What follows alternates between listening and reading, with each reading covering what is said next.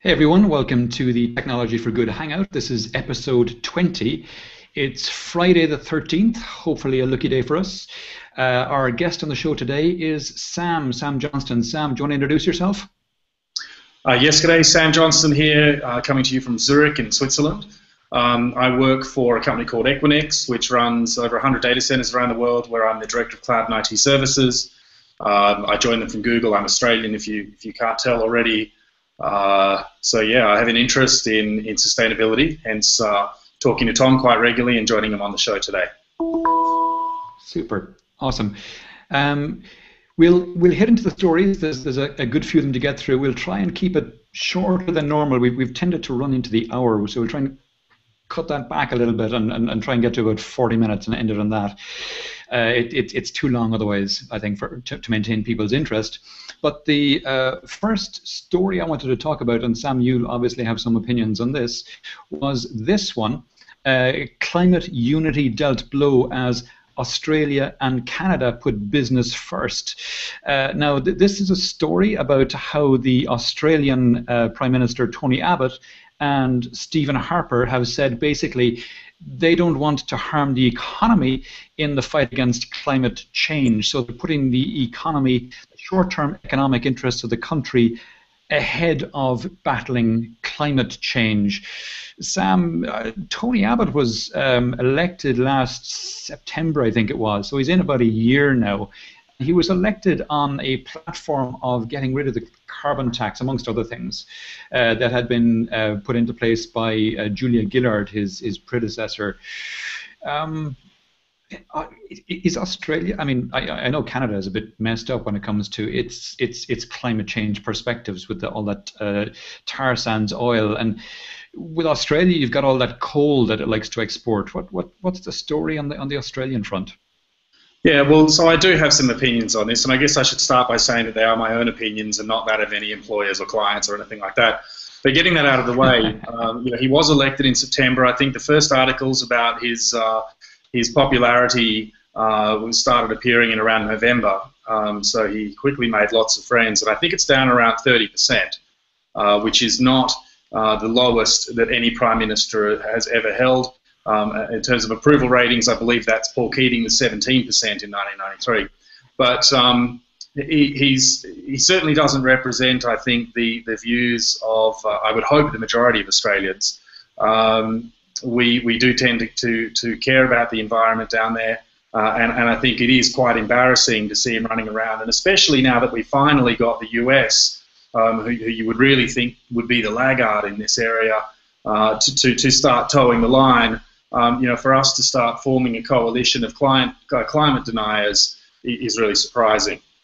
In terms of repealing the carbon tax, I think the only way you're going to solve the problem, because it's a classic externality, like almost a tragedy of the commons, in that the cost of the production and consumption of carbon, of hydrocarbons, and fossil fuels in general is actually borne by somebody else. It's borne by the whole society. So you can, get it for $1 a litre in the US and burn it, and you profit, they profit, but really the cost is probably $10 or possibly even $100 a litre, and you're not paying it. So that's where tools like the carbon tax can really help solve the problem.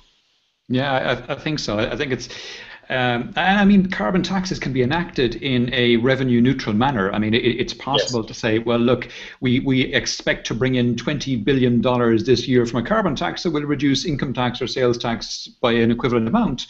And that way, the overall burden is just shifted to those who are more carbon dense, if we want to put it that way. It's something I have very strong opinions on, and it's absolutely. Well, I mean, you could argue as well that everybody should get a certain carbon quota, and the first amount is free, and then after that, you pay a certain amount, and if you really want to consume a lot, then it should probably be exponentially billed. And you could say the same for a lot of things like energy and water and so on as well, to really punish the people who waste it. But certainly having the knob there and being able to, use it to tweak the cost of carbon, I think would be a very useful thing, and it's a real shame that the first kind of experiment of its kind is potentially going to be undone. Despite the fact that there's reports now saying that last year Australia had the largest reduction, I think, in 24 years because of the carbon tax. That's right, I saw that. And I mean, any of the reports I've seen about the implementation of the results of the carbon tax have been incredibly positive. So it's a very retrograde step. It's disappointing. But we'll move on because we've got some better news and a lot of good news coming Agree on out. that one. So that's not much of a debate. So the first good news story, coming from a place you wouldn't expect it, Qatar, and also further down in the story, if you read it, Saudi Arabia are lighting up solar power. So it seems that Qatar are building a plant to build out massive amounts of solar power, and similarly with Saudi Arabia. I mean, these are two countries where they've produced their fair share of carbon emissions, in fairness. So they'd really want to be doing a lot on the solar front at this point, but at least it's good to see that they're taking first steps in this area. We're looking at 100 megawatts at the moment, which is quite modest, in fairness, but they have, as you can see here, a 3-phase plan to produce 2.5 gigawatts of solar energy annually. And that's not bad when in the scheme of things. That's actually quite impressive. I'd like to see them go higher than that. I'd like to see them produce enough that they can export it in the same way that they've been exporting fossil fuels, and the same with Saudi Arabia, and even more so. God knows they've got the they've got the sunlight there. So, but I mean, in fairness, it's a good first step, and like I say, they've got the resources. So hopefully, it's something they'll start making the money, and they'll decide, hell with it, let's go all out. Yeah, I think you made a good point there in saying that it's at the kind of scale that you want to see. I think the problem you've got, though, is that at 2 gigawatts, you're kind of in the scale of a large nuclear facility. But the difference between solar and nuclear is that it's 2 gigawatts all day, every day. So you can really get that base load of your grid powered by a nuclear facility, whereas solar's up and down all the time. This is an area that's quite interesting for me. I actually studied electrical engineering as well as computer science, and so I do have quite an interest in power generation and distribution. I think that solar is potentially interesting. I mean, back when I was studying the photovoltaic cells, you'd actually put more energy into creating them than you would ever get out of them. So they were only really useful for off-grid applications like phone boxes in the middle of nowhere and this kind of thing. But my alma mater, the University of New South Wales in Sydney, actually did a lot of the work on improving the efficiency of photovoltaics, and we've got other technologies now like solar thermal and so on that are quite interesting. But I do think it's a shame that we've got such a gift in the form of nuclear power, and the stations are so much safer and so much more efficient these days, that I think we really need to be looking at short-term solutions rather than solutions that are potentially tens of years out. Sure. To be honest, I don't disagree with anything you said there. The only thing I would say is I think we need to be looking at all solutions. I don't think we need to be picking individual solutions. I think we need to go for everything. In terms of solar, that's a technology that is evolving at an unprecedented rate. The cost of solar has collapsed in the last 5 years. It's come down roughly 30% year on year. So the cost of production is now, orders of magnitude lower than it was. It's now on a par with grid, and it's coming in certain places, in certain states in the US. It's now on par with grid plus it's solar plus storage is now on a par with grid power. And with that in mind, because I mean, you talked about solar, and you're right, but there's some interesting technologies in solar right here beside me in Seville. So there are two solar power plants beside me in Seville. There's one in a place called Solucar, and the Solucar power plant was the first grid-connected solar power tower. This is one where it's surrounded by mirrors and they concentrate light up into a tower. And that's done incredibly well. But more recently, there's one called Torresol, which is about 20 kilometers from me, and that one uses molten salt as a storage solution. So it's the first grid-connected solar power plant which is capable of producing solar power 24 hours a day, at which point it is also baseload. So we're starting to see combinations of solar plus storage, which are turning solar not so much into a variable producer, but into a baseload producer. I've nothing against nuclear per se. I think that's a technology we've got to exploit as well, absolutely. There are difficulties with nuclear around things like, well, there's cost issues there, and there's safety issues, as we're all aware of, and then there's decommissioning problems and storage of waste, which can be handled by some different types of nuclear facilities better than others. We're stuck with a lot of older plants which haven't been decommissioned or need to be decommissioned, and there's a lot of legacy stuff going on in nuclear, but I'm sure there's also a lot of scope for improvement there as well. Moving on, I saw an interesting story as well on the storage front, which I thought was interesting. And that was this company, Imergy, and they're saying how batteries will break up PG&E, and I'm not sure why they picked on PG&E particularly, except perhaps that it's a California-based company, and democratize energy. And this is coming out of the fact that storage and storage solutions, batteries in this case they're talking about particularly, are becoming cheaper and cheaper. And I mentioned that the solar plus storage is now on a par in several US states price-wise with grid. And in this case, that's what this company is talking about. They're saying, they will come in and they will, help out people with solar and storage solutions, and they can then potentially go off grid, and that this will destroy the utility companies. That's not the term they use. Obviously, they're saying it will take over the utilities market.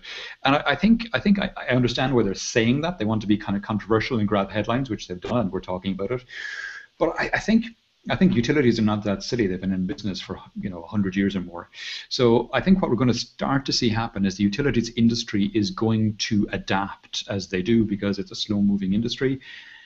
And I think the ones that are the ones that box clever will say to themselves, well, we can either view these like Imergy companies as competitors, or we can view them as partners, or we can take their business model and roll it out to our customers ourselves, and it become an additional service. And I think one of those things is going to happen in different regions, and these kind of things are all very regional, because utilities are typically regional monopolies in a lot of the US anyway, not so much here in Europe. But we're going to start to see that if companies want to compete, they will have to take in these models and adapt them for their own. Not see these people as competitors, but see them as either partners, or take their business models and roll them out themselves to their customers. What's your perspective on that, Sam?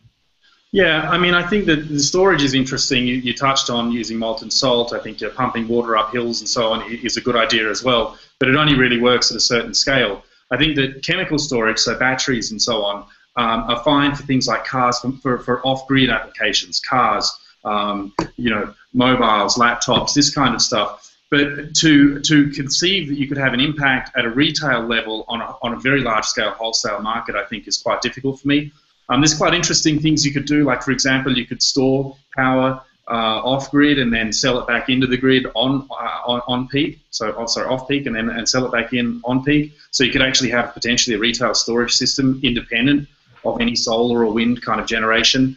And that will have somewhat of an impact, but I think that the real impact kind of happens in people who generate their own power and store it and use it and run like LED lighting. All of my lighting is LED now, so I could actually run it on a solar system quite easily, and things like that.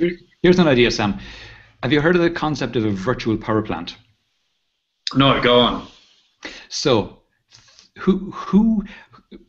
which is one of the most innovative companies around right now in the power industry, do you think? I'm not sure. I mean, I'd have to say, the guys doing the fuel cells, for example, are doing some interesting innovation. I mean, Tesla are doing some quite interesting innovation. Exactly. Bingo. Tesla are a power company. They're not a transportation company.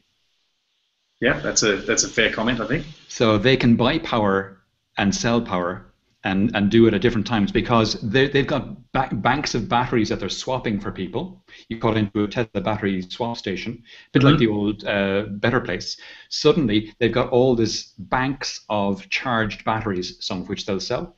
Plus, if they get their customers to buy into it, they can start controlling the charge times of the EVs in people's garages.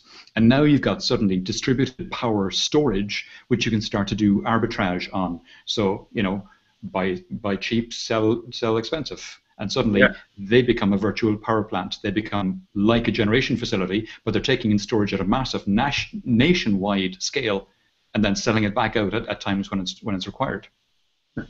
And using cycles, but then if they're managing the life cycle of the battery, then I guess that's their problem. I mean, they're giving away power today, right? I mean, you buy the car and you can use superchargers for free. So exactly, it's quite an interesting business model. Mm-hmm. Mm-hmm. They haven't rolled it out yet as a business model. They haven't said that this is what they're going to do, but you can bet your ass Elon Musk has thought of this already, and it's only a short time before they start to do this. Well, there's not really much point in having an electric car if all you're doing is burning the coal somewhere else. You may have seen a discussion that I was having recently with friends of mine who are much more knowledgeable on the subject than me about the efficiency of burning coal somewhere else versus burning it under your bonnet. Of course, if you've looked at the oatmeal, then he's got quite a funny comic on exactly that. But this is an area as well that when I was at university, must have been 18 years ago. I think I helped one of my flatmates actually convert a car to electric. It was a Ute, and most of it was actually the batteries. The entire tray of this thing was lead acid batteries, which is obviously has environmental impacts and has risk. And we've seen, of course, with the Teslas, with the problem with fires and so on, that has been. But having said that, the Teslas are not lead acid. They're lithium, which is eminently recyclable. There's no environmental problems at end of life. At end of life, they're about 80% of their initial charge. So. Oh, that's interesting. They're eminently recyclable, and B, if you don't want to recycle it, take it into your house. You've still got, depending on the size of Tesla battery you buy initially, you've still got about 30 kilowatt hours or more, which is a fantastic home storage system. Yeah, that's a good point. Very good point. So I think EVs are getting a bit of a bum rap still. I did see that discussion you had on your Facebook page, and one of the guys who was making comments, I think his name was Philip, I really wanted to weigh in, but I just decided, what's the point? He was so far off base in terms of just the facts. He was factually so far off base. I mean, the stuff he was putting forward was, may have been accurate 10, 15 years ago, but no longer the case. What I might do is I might send you some stuff to update him on the back channel. That's not a bad idea. We'll move on. So the next one, I'm going to throw the ball in your court on the next couple of stories, because this is far more your area than mine. And we're talking about Google, your former employer, embracing Docker, the next big thing in cloud computing.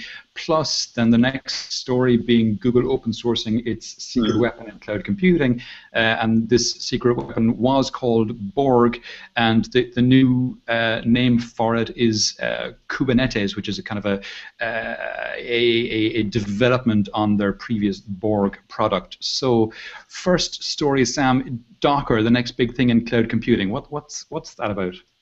Yeah, so Docker's a very interesting technology in that it allows you to basically package up and create a container of an application. One of the things that you've seen me write about before is about how the operating system is essentially a cancer. It sits there, you have to install it, maintain it, it uses a whole bunch of RAM, it uses a whole bunch of compute, it's overhead, it's risk. There's a whole lot of reasons why you don't want to have to bundle up an application, and yet the way we do cloud computing today is modeled on the client-server era, where you did bundle everything up and then ship it off to a cloud provider who would run it. So Docker's very interesting in the sense that it leaves the operating system stuff to the cloud provider, and you can plug in a container and away you go. It really is something that reduces the complexity, therefore the cost, and also reduces the overhead. So now, do you become cloud neutral? Sorry, go on. You become cloud vendor neutral? You're getting to that kind of level, I think. And if you were to combine it with something like the simple workload and application portability protocol that I'm working on, you could imagine a MIME type for a Docker instance and being able to move a Docker container from a Google to an Amazon to a Microsoft or something like this. I think that the important thing to note here is that the Google support of it appears to be in relation to the Google Compute platform, so the Google Cloud platform, and in particular the Google Compute Engine. And the product that they've released if it talks about, and before was the original version, they talk about Amiga and so on in there as well. It borrows some of the ideas from, but it's not the next version of. It is basically taking some of the ideas that Google use internally and applying them to management of Docker containers in the Google Compute Engine, and there's also a dependency on the Google Go language. So it's very specific currently to that particular ecosystem. It's a very interesting development, and it's great to see them giving away code. They've also given away some code on a thing called Genetically, which is a virtual machine manager, which is quite interesting. But yeah, it's great to see them contributing to the community in that sense. Possibly a little overstated, but interesting development nonetheless. And why do we care? And why would we care? Yeah, what does it do for us? It allows you as a user of cloud computing services to bundle up your applications and move them from one place to another a lot easier. It also means that you're not paying the cloud provider for a whole lot of overhead to run operating systems and things. It's cheaper, it's easier, it's safer, it's more secure. There's a whole lot of reasons why you would like it. It's more automatable, so you can manage it a lot easier. I'm sure you've come across the idea of chasing the moon. Of? Chasing the moon. Chasing the moon. As in moving workloads between locations. Exactly, and going to places where, for example, the emissions are lowest at any point in time. Yeah, that's a very interesting idea as well in terms of minimizing the impact and distributing the workload with cloud computing. We used to talk about follow the sun, but to be able to follow the off-peak electricity and use some of that base power, that hydropower, that nuclear power, and so on when it's not being used by anything else, certainly makes a lot of sense. It's one of the few things with electricity. Of course, you have transmission line losses, so it's difficult to imagine one big power station feeding the whole world, but you could potentially imagine for certain applications one big computer feeding the whole world because of the way the speed of light and so on. There's not really losses of data of distance per se. So definitely some interesting things that we could do there that we can't do with the we can do with ones and zeros that we can't do with electrons, with watts. Cool. We'll keep going. We mentioned Tesla. And Tesla came up with their announcement this week around patents. And we talked about open sourcing and Google open sourcing some of their technology. Well, here we've got Tesla saying, look, we've spent a lot of time building up our intellectual portfolio here. We've got a bunch of patents around our stuff, but you know what? The electric vehicle space is not moving as fast as we'd hoped. So we think that a lot of our patents might actually be a barrier to spreading the innovation. So guess what? Anyone can use our patents from here on out, and we're not going to chase them. We're not going to go after them in court. So go for it and have at it and see what you can come up with, and let us no longer be a barrier to innovation in the EV space. Sam, what's your take on this? Yeah, I think this is a great development. It will be interesting to see how much of an impact it has. I think that it's a symptom of the underlying problem, which is that patents just live too long. They last 20 years. It was fine 100 years ago, but it just doesn't make any sense. With accelerating technological change, we should have an inverse lifetime for patents. So as we have technology increasing at a more and more rapid rate, the lifetime of patents should get shorter and shorter. And a patent on something like a smartwatch or something like this really today should last at the most something like 2 years. And you can imagine in 10 years, something like that lasting 2 months, whereas 20 years might have made sense a while ago. Yeah, even 2 years in the smartwatch space, that's too long. Yeah, exactly. So I think it's a great thing. I think that Elon Musk is essentially like our Tony Stark. He's really an amazing inventor and quite an inspiration. Yeah. And going into then the wearables space, we saw Salesforce making the announcement that they're launching a platform for developers to come on board and develop apps for wearables on the Salesforce platform. I'm not sure. Is this one an announcement for announcement's sake? I mean, Is there really, do you think, an enterprise wearables play? I think it depends a lot on the enterprise. In the examples of the application they gave in that particular announcement were things like authentication and actually using biometrics and specifically using your heartbeat to authenticate to services and so on. There were others which I think really are what they're talking about are things like, you're a manager, you've got to approve something, it comes up on your smartwatch and you say yes or no. Yeah. That could certainly improve efficiency in enterprise. But I think that there's other areas that are quite interesting. I think the Salesforce platform in certain Internet of Things applications makes a lot of sense as well.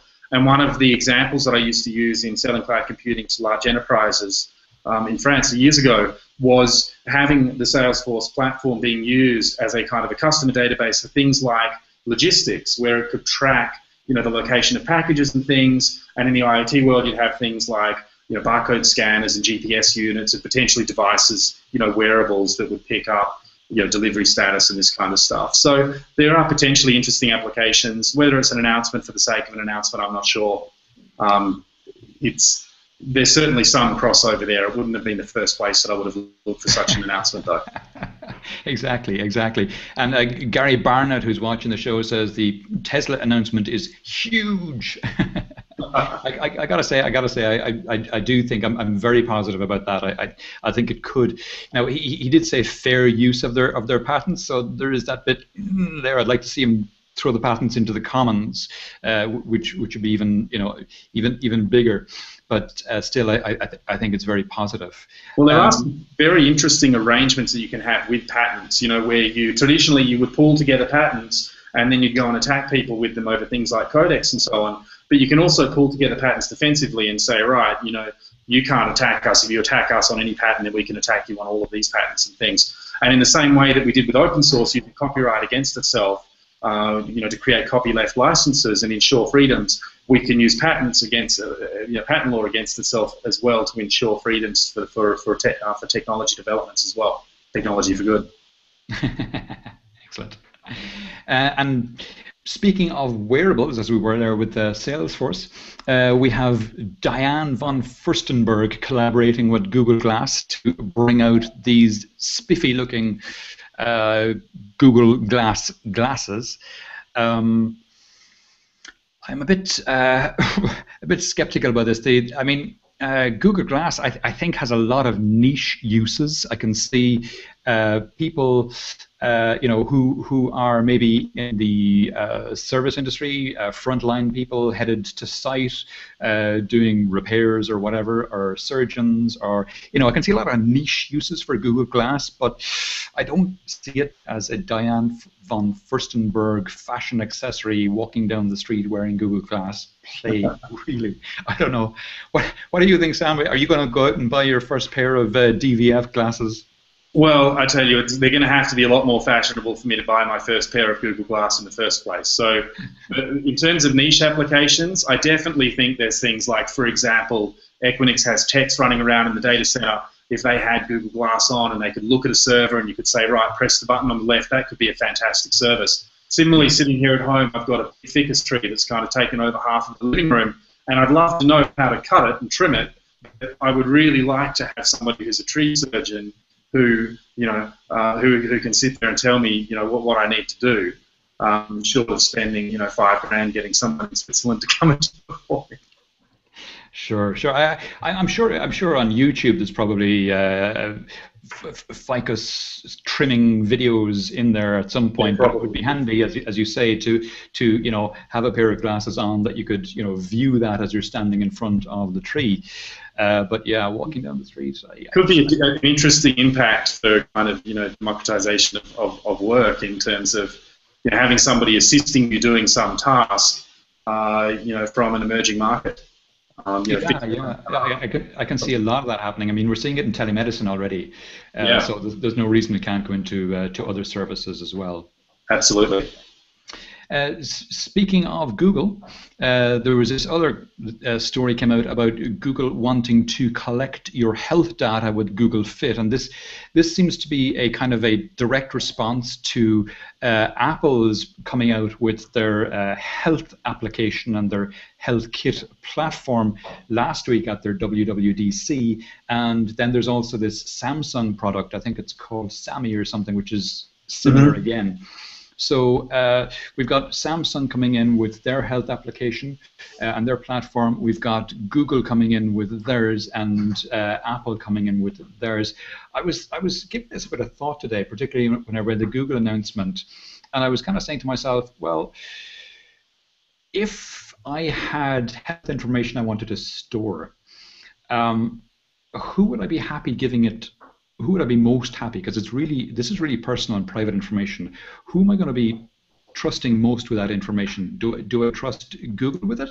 Do I trust Apple with it? Or if I have a Samsung device, do I trust Samsung with it? I gotta say, I don't have a Samsung, so I'm going to toss them out straight away. So between Google and Apple, if I have to choose between them, I'm thinking, well, Google is going to be scanning it, looking for stuff to sell me. Apple are not. Quite the opposite. Apple are going to ring fence it and put it away somewhere where no one can touch it, because if it ever came to light for a second that anyone got near your personal and private health information via Apple, that their business would dissolve overnight. Their whole cloud business would just fall apart, I gotta suspect. Whereas with Google, you almost expect them to do it, because, you know, like Gmail, they're scanning your Gmail so they can give you targeted ads. They're obviously going to be scanning your health information so they can send you, you know, health-related information as well. Maybe. I mean, you're a former Google employee, Sam. Am I being a bit paranoid, or what do you take on that one? Well, you know, they're increasingly transparent now with their privacy policy. So if they are going to do that, they'll tell you they're going to do that. I think that a very important point to make is that they did go into I can't remember the name of the product, but the storage of truly sensitive, like test results and X-rays and, you know, all that kind of stuff, the health vault type approach. And I believe they essentially abandoned that. And Microsoft still has, I think it's Health Vault, which really is that super secure, you know, I don't want anybody seeing this kind of stuff. You know, your weight, and we're talking about things like your weight, your heartbeat, stuff like this, which in itself isn't necessarily, you know, I mean, it's essentially public information, a lot of it. But then, I mean, if you've got some kind of problem that could kill you or something like this, then, you know, that obviously can be extremely sensitive information. So I think it really, you know, you're going to have Apple doing it. I've got a scale here, Whiting scale. They store their stuff in a cloud service. There's a Fitbit Aria scale, and then there's the Fitbit, you know, the walking things, which also then track your location. It's more of a consumer-grade service. I do think that health has a lot of disruption to be had in that area, and by monitoring things, and it's kind of by applying big data to it, you can say, look, your heartbeat's changed, you're developing a problem, you need to eat less, you know, fat and salt and whatever, and you can start picking up that kind of stuff, which is in itself scary. I mean, if I got an email from one of these providers saying, hey, look, you know, you've got a bit of a pattern going on with your weight and heartbeat and whatever else, and you're going to die in 5 years, I'd be pretty upset about that. But maybe not. Maybe if I can fix it. Definitely an area for disruption. And I'd always imagine things like, you know, you get up in the morning, you go to the toilet tells you that you're getting sick, or it tells you that you're, you know, this kind of thing I think is going to be, you know, in our future before too long. It'll be in devices. It'll be things like these, you know, the bands, watches that pick up all of this information, scales. Yeah, I'm not sure. I think it just comes down to them being transparent about it. I would personally rather pay a service to keep my data safe and not have to look at it. But that's just me. I'd like to also have the option of keeping it on my own servers, on my own equipment, on my own device. And I suspect, I mean, it's early days in the Google announcement, so potentially they'll see the issues there and come out with something saying, look, we'll put this away somewhere completely private, we'll never go near it. I don't know, you'd want to hope they'll do that anyway. Yeah, exactly. There was another couple of announcements, and this one seems. I mean, it on the at face value, it seems kind of trivial. Vessel, it's a smart cup. It can tell Coke from Pepsi, and I don't know. It's one of these things where it's solving a problem. I have a Fitbit, and I use the Fitbit, and I use it. In my case, I'm on crutches at the moment. I have a bum ankle which is operated on, and so on. So I'm using it to track the recovery in terms of the steps. But it can also do things like, I mean, you mentioned the scales. You've got a scales. I don't have one of those, but I could.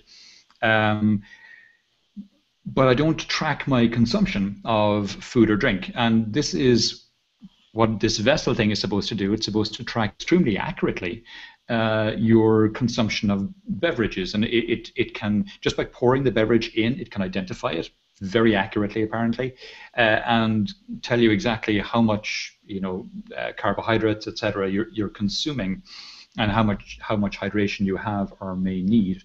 Now, in some cases, if we're on the beer front, I might not want to know, or I don't know. One of the problems with this is it comes in around, I think it was around $200. So I'm not going to spend $200 on a cup which can tell me this kind of stuff. I'm just not. But I guess economies of scale will bring down the price, and eventually we'll get all these kinds of things, and everything will be instrumented, and we'll start to get far more information, and then we go back to cloud and big data, and we've got all those kind of things coming down top of us again. It's and the health applications, storing it all, and where we're going to store it, and well, you know what they say, right? They say if it's measured, it's managed, and if it is a case of being able to measure, it talks about the amount of liquid and so on that you need to have. I mean, I'd just rather drink my so many liters of water every day and just avoid drinking Coke or anything like that that's full of sugar. They're pretty simple rules, and I don't need a $200 cup to tell me that. I mean, it's some interesting technology, and I'll be interested to see how it goes. But I think that's probably taking the IoT thing to the extreme. Consumption. No. Taking it to the extreme is the output of having all those drinks, and that's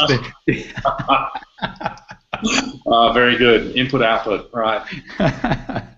We've got these smart toilets in Heathrow Terminal 2, which are Internet of Things connected, and basically what they do is it's not that they're scanning your actual output. It's they're scanning the throughput of people into the toilets to tell the people in Terminal 2, when they've reached kind of a saturation, if you want to use that term, when enough people have gone through that they think the toilets need to be cleaned. So it's optimizing around the cleanliness of the toilets more than anything else. It's if 5 people have gone in the last hour, maybe that scheduled maintenance can be put back another hour. If 500 people have gone through in the last hour, then definitely we need to send someone in and do a bit of cleaning, that kind of thing. So I think this is while we're joking about it, I think this is actually a good use of IoT as opposed to the vessel which came before, which is a bit more trivial. Yeah, I think you're right. I mean, at the end of the day, it basically means that you get a cleaner facilities to use, and potentially cheaper fees because there's lower costs. I would like a feature though, where if I go in and stand in the first stall and then somebody comes and stands next to me, it tells them to go away, because that's that enforces the rules that us men all know, the unwritten rules. Excellent. Sticking with health, we saw this story about mosquitoes, and this seems to be an interesting one. I'm a bit in two minds about it on a couple of fronts. Basically, what it is they've developed a genetically modified mosquito, which is capable of mating with wild mosquitoes, and the offspring are 95% male. So, of course, if the offspring are 95% male, then the next generation of mosquitoes is 95% male, and there are far fewer females around to breed with. It's the female mosquitoes who bite, and it's the female mosquitoes who produce eggs. So if you have 95% males, you get far fewer bites, and you get a population crash very quickly. So it all sounds incredibly promising. The only thing is it's genetic modification, and it's always a bit, when you start messing with nature and this kind of thing, you always get these unintended consequences coming up. And I think, am I right, Sam? Yeah. Rabbits were introduced. Exactly. I was about to mention rabbits and myxomatosis and so on. That we used to deal with them. As a security guy, I look at the risks of it and the cost of countermeasures and so on. The fact is that people are dying left, right, and centre from malaria. So we're already in a pretty bad state. So anything that we can do to improve that probably makes sense. The type of genetic modifications that we're doing in this case, in terms of sex selection, I think are pretty safe. They're not necessarily guaranteed to work. It works fine in theory, but if these males can't fight off all the other males and actually succeed in the wild, then it's not going to work at all. But I think that the idea that anything genetically modified is a bad thing is not necessarily the case. If you selectively breed, you are essentially genetically modifying. You're just doing it outside of the lab. Now, there are things that you can do in a lab that wouldn't happen in nature, but it's an inherently random process anyway. So, I don't know. I think people get quite carried away with GM just for the sake of it, and people should probably be a little bit more, have a closer look at the real risks. Yeah. It's like the use of the term natural. Everything's just because it says natural, it's good, and of course that's complete hokum. Botulinum toxin is natural. Arsenic is natural. Ricin is natural. Poisonous, carcinogenic. Yeah. Sunlight is natural, and it's extremely carcinogenic, as us fair-skinned people know. Yeah, exactly. We'll keep going, and we see that Honeywell has finally come out with a challenge to the Nest thermostat. Nest have got I think it's 1.5 year head start now on these smart thermostats, and Honeywell had smart thermostats for a long time, but the Honeywell ones, while they were smart, they were certainly no way intuitive. So they've looked strongly at the Nest one and come out with something pretty similar, which, given that they sued Nest for IP infractions, it's a bit ironic that they're coming out with something that's so similar to Nest's product. It is. It's deeply ironic, and I think that this is exactly, going back to the discussions of patents being used to stifle innovation. I think that this is where we're seeing maybe the patent was legitimate, maybe they were using the system in the way that it was intended, but coming back to the idea that these patents should last 20 years. Who knows what a thermostat's going to look like in 20 years? Yeah, absolutely. I guess on the one hand, it's a good thing that Nest are getting some competition in the space. They've come out with a very innovative product, in fairness to them, and they've shaken the market up. And they've been well rewarded for it, right? Sorry? And they've been well rewarded for it. Absolutely. 3.2 billion, I think Google bought them for. That's not to be sneezed at. I wonder what Honeywell's market capitalization is like. Yeah, I'm sure that there's some interesting discussions being had on that side of the fence. Might have been a better approach, actually, to try and acquire them when they were younger rather than try and attack them. Exactly, and then copy them. We had a chat on I think it was on Facebook, Sam, earlier this week about Uber, and we see now Uber. There was a protest in London this week. The cabbies, the taxi drivers in London started protesting about Uber being rolled out there, and then in response to that, Uber have launched their Uber taxi platform for cabs in London. And then the Wall Street Journal brought out this study of 3 different ways of getting taxis in London using Halo, using basically a phone, and using Uber. and the Halo one came in at 8 minutes for the journey at £11 and a distance of 1.3 miles.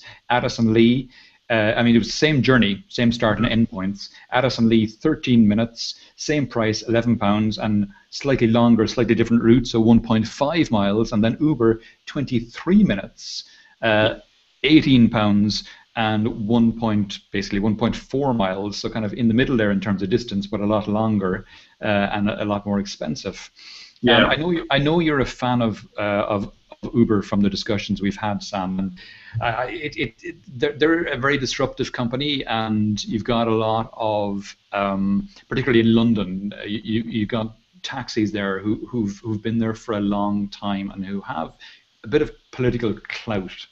Mm-hmm. And they're seeing their market being heavily disrupted here by this upstart Uber, who are an upstart globally at this point. The Wall Street Journal one, it's a one-off, and they got a bad driver or whatever. I was about to question the statistical significance. N equals 3 versus the number of rides in London every day. Yeah, but look, yeah. I mean, I'm in London. I'm based here in Switzerland. My desk is actually in London, so I'm in London quite regularly. And I do routinely use the UberX service over there. Let's not forget, we're not comparing apples to apples here. The Uber service is like a private hire. It's a limousine. It's essentially it's a black car. Over here, it's generally like a Mercedes or something like this. It's a completely different standard. The level of service you get is completely different. The UberX service, on the other hand, is at the other end of the spectrum. It's a it's a relatively recent car, but it can be any type of car, Prius or something like this.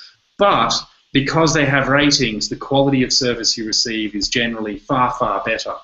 And if you ever have any problems with them, and I mean problems ranging from taking the wrong route home, which happened to me once in Zurich, and they very quickly corrected it based on calculating the time and distance on Google Maps and then credited it, to more extreme examples like assaults, and one of the discussions in that same thread was rape and so on.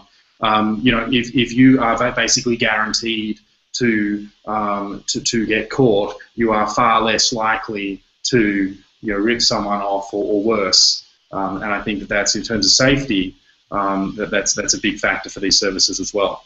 But I was very happy to see, as a result of these protests, and the protests were far more severe in Paris, which is another city that I spent a lot of time in. They actually attacked cars, they broke windows, they've caused all sorts of disruption with traffic and so on, and they've been rewarded by Uber shooting to #1 on the charts, which is great and ironic but fantastic.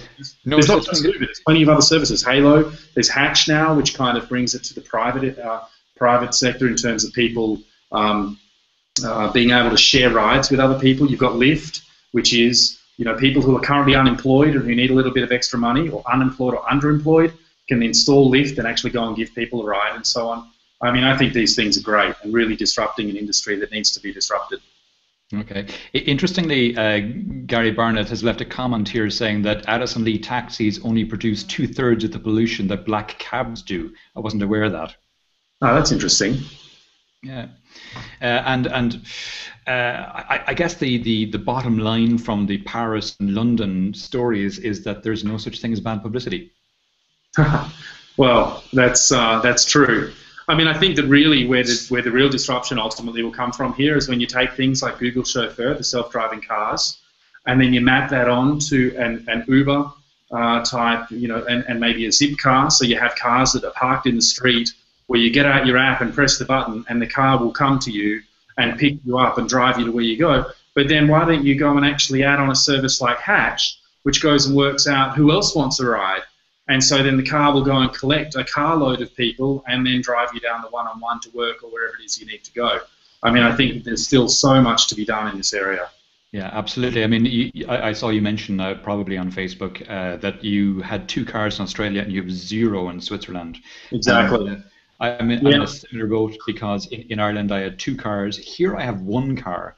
I prefer to have none. I prefer to be in a situation like that where, literally I just pick up an app and say, okay, I want a car now, because I rarely use the car. I need it. I have 2 kids. From time to time I need to bring them places. But if there was a service like that where I could just hit an app and have a car appear, absolutely. Well, here's the thing.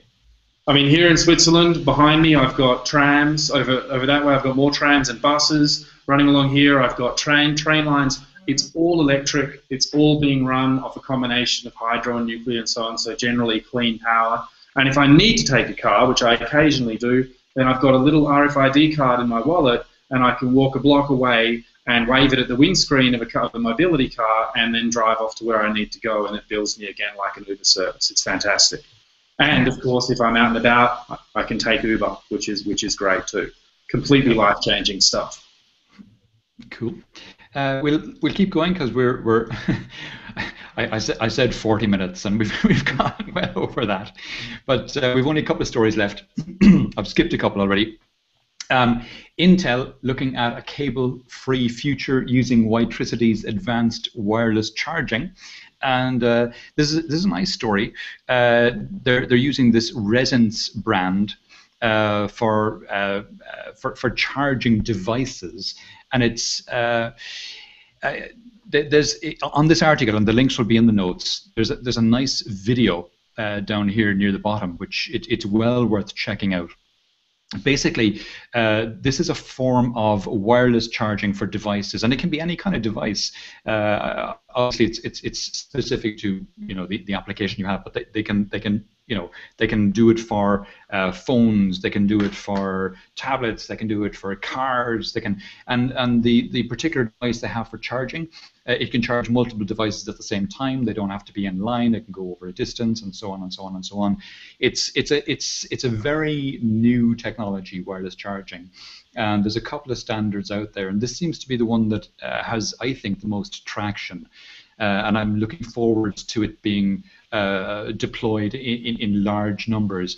I saw another article, I don't have the link here, but I'll find it and stick it in the notes, about Starbucks rolling out wireless chargers in their coffee shops. So obviously that'll be handy for mobiles and maybe even for laptops or tablets as well, I don't know. Yeah, I mean, this is a pretty clever idea. It's basically just like a transformer. You've got an inductor in the device and then an inductor in the unit as well. I've actually had them. I've got one here. I won't tell you the brand, but I've got one here. It's about $20, and then I've got a phone, and you basically just drop the phone onto the charger, and then it will start charging. Now, I've got 4 of these around the house, so I can just put the phone down wherever I want, and it'll charge itself. I read another article that people are actually getting stressed because their phones run out of batteries. Mm-hmm. And they can't, when we're so dependent on things like Uber. I buy my train tickets on it, I make calls on it, I communicate with people on it, I use the internet on it, and if it's down, then it's not useful.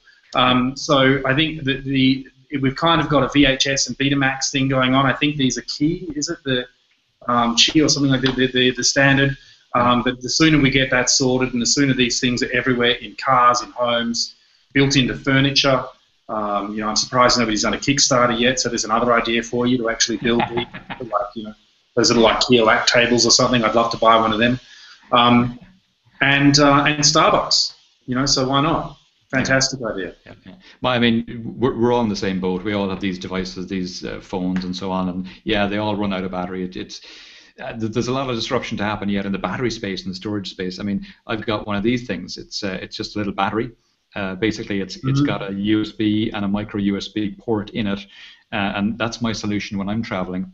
It's not a great solution. You can get battery case as well. Is it Mophie? Mophie, I think, is the company that produces a lot of battery cases. I've got a bunch of them as well, but they're such a pain to keep charged. I mean, I think it's Duracell who's done quite an interesting idea. They've got the power mat and they've got a battery that charges itself as well. It's inductive. So you put the battery on the power mat and then you put the phone on the power mat as well, and it charges itself through the battery and vice versa. It's quite a clever little system. But I mean, I've got this tiny little Zoolander phone, and I'd much rather have a Galaxy Note or even a larger phone, more like the house phone that lasts all day. I don't know why nobody's invented that yet. Okay, and we're on to the last story, and it's a bit of a change of pace, but I thought it was an interesting one, and it's around 3D printing. And it's this Formlabs second generation 3D printer, which is faster, quieter. It's the 3D printing it produces is at a much higher resolution. So basically, it's the new bee's knees in terms of 3D printing. It does come in at a cost. It's around $3,000, a little over. So it's not something I'll be shelling out for just yet. But I think this is a space, the 3D printing space, which it's a very new space, and it's one which is, it's just at the kind of bottom of that curve of disruption. Yeah. Yeah, it's a very interesting idea. I mean, it's quite simple technology in terms of having effectively a fiber that you melt, and then you can kind of draw a 3D shape. There's other ones that use liquids and fire lasers that cross over and this kind of stuff, which is quite interesting. But the fact that this stuff is coming into businesses, the prototyping, and homes as well, is quite interesting. There's limited applications for it in homes, but certainly there's things. I mean, they've been 3D printing food. They've been 3D printing, apart from obvious stuff like industrial design, prototypes and so on, they've even been 3D printing organs. So yes. I think that the big challenge that's going to be, I think Simon Wardley was discussing this recently around guns, if you can print a 3D print a gun, and there's actually been a whole lot around that.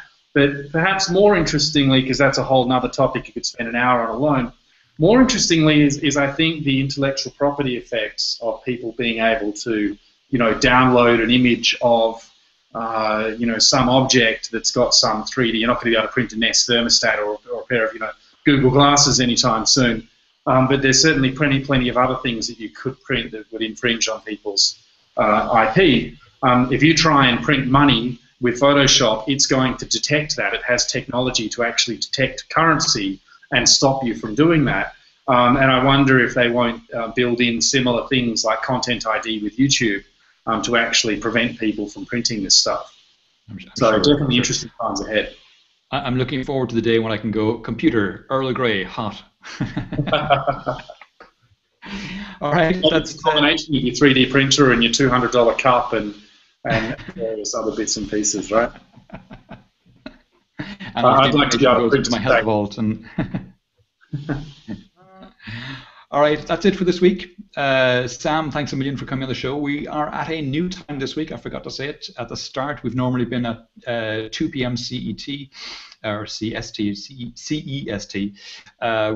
We've now moved to 5 o'clock to try and bring more of the Americas on board.